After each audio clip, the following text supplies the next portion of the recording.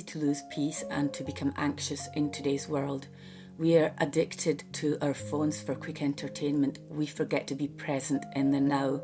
We don't take notice of the world around us, sometimes even when we are on holiday. Isn't it absurd that this is our reality? We let time slip by as if it were an endless well we can keep drinking from forever, or as if we could get back the moments that have passed. And the truth is that it is hard to remain grounded, to not get distracted, to not take the beauty we are offered daily for granted. I struggle with this on and off a lot, and I have to work on myself daily to still my inner compass. I recently read that the mind is addicted to feelings of anxiety, overwhelm, a state of alert, because they are more familiar to most of us than those of tranquility and quiet observation. It came as a shock because I realised how true this is. Making art a daily habit is helping me massively to stay focused and to silence the noise. Whether it's sketching or painting, these are immensely powerful tools to take you out of the whirlwinds and practice a form of active meditation that can literally rescue you from yourself, and to make positive feelings the ones that are familiar to us and not ones that cause us pain. I have made a practice to take my sketchbook with me almost everywhere, and I've been getting my kids to do the same for a few years now, so they now actively want to reach for those more than their tablets.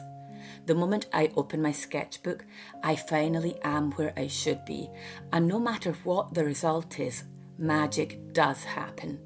So come with me as I take you around some magical places near Lisbon in Portugal, where I was confronted with the truth. I no longer want to live this way. I want to master a new way of being in this beautiful life on this wonderful planet, and I know that art can help me get there, and it can help you too.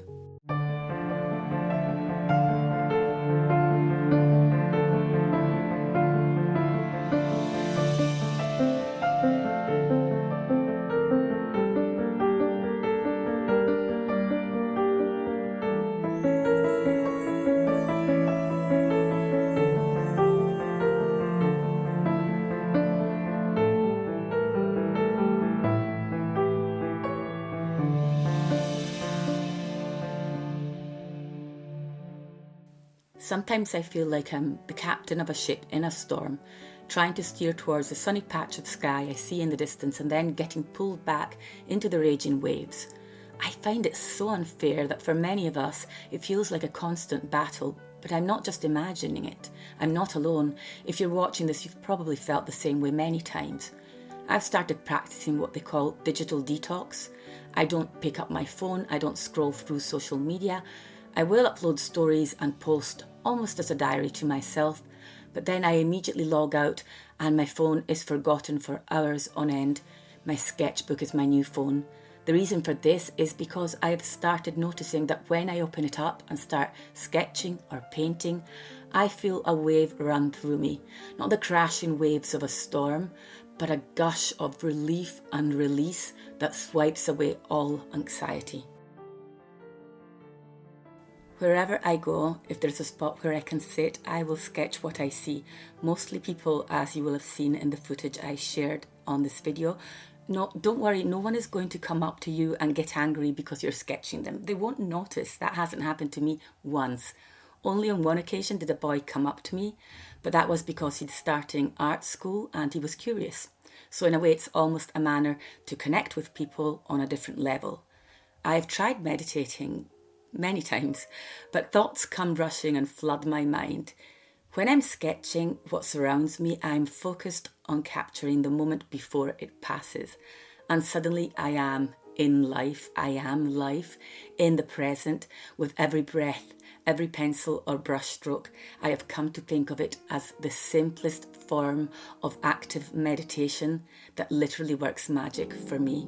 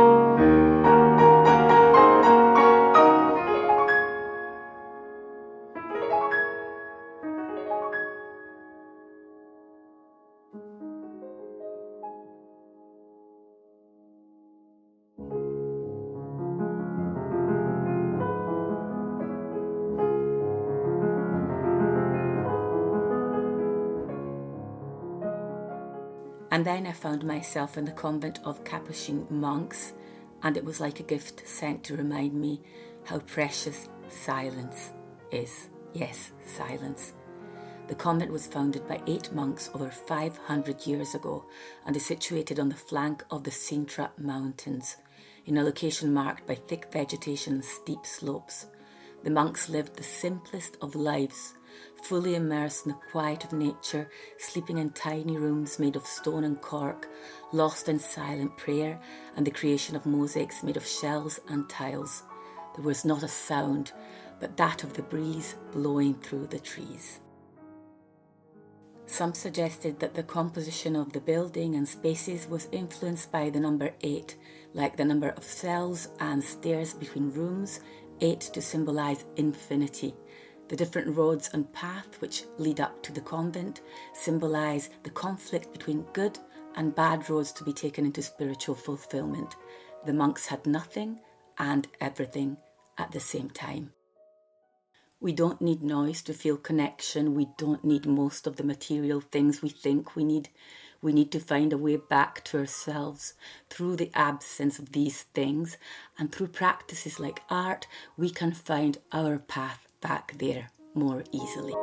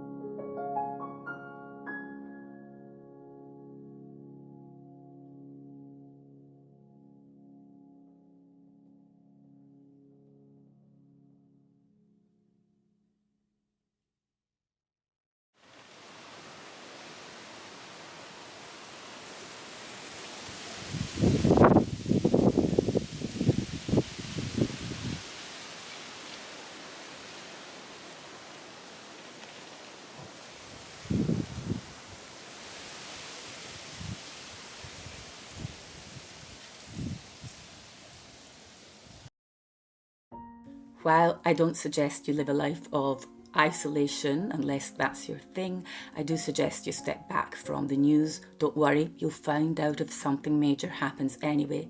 Step away from your phone and all the digital appliances you have and plunge into yourself by opening up a sketchbook where you tell your story or any story through painting and drawing. These are practices I weekly undertake with my online community. You will find all the information in the description box. Admittedly, we're not always that quiet, but we do find an escape from the chaos of this world by getting together to make art as a community. The Capuchin monks' convent gave me the idea of imagining my head is filled with beautiful trees, the beautiful trees that surround it. If my head is filled with trees, then the thoughts can't get in, and I might practice meditation that way.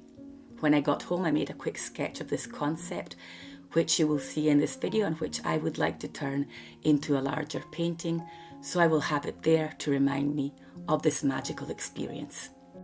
Bye for now. Thank you for watching, and I would love it if you would leave a comment down below. See you next Sunday.